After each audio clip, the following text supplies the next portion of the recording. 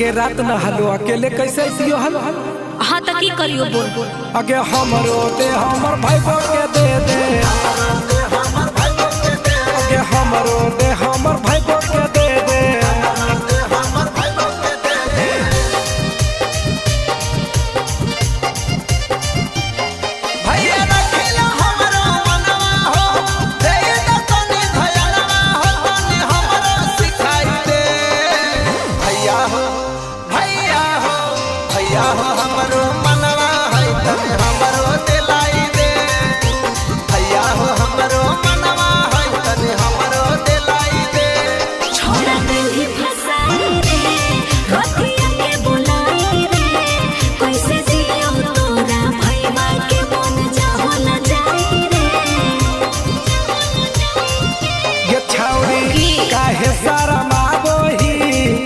काहे न जाबो ही के करो नहीं पाता चलते काहे तो डराबो ही।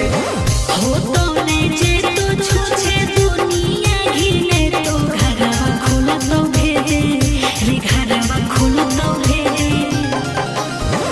तब बोल कैसे विश्वास करियो। आगे ई सब जानू है तू बस इतने कह दे हमरो दे हमर भाई के दे दे,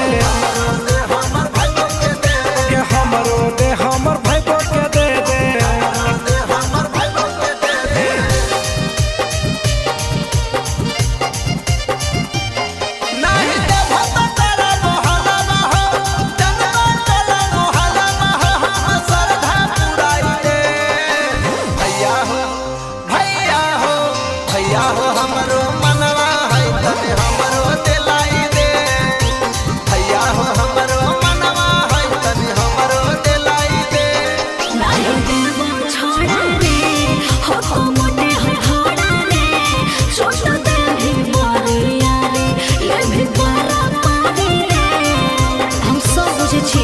समझ ली छौरी हमारा खियाबो ही एकर तरसाबो ही। हाँ। ले लिए बोला के छौरी ना खरा देखाबो ही।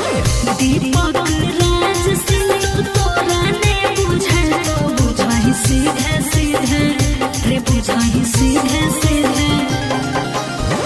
अच्छा ही बताओ एक दिन तो देबइए पर तोरा देबो तोरा भाई के ना देबो।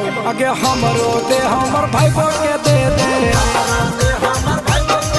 अगे हमरो दे हमर भाई के दे दे। अच्छा बोल की ले मेरे बस एगो चुम्मा दे दे। अच्छा ले लेकिन थोड़ा सा दे।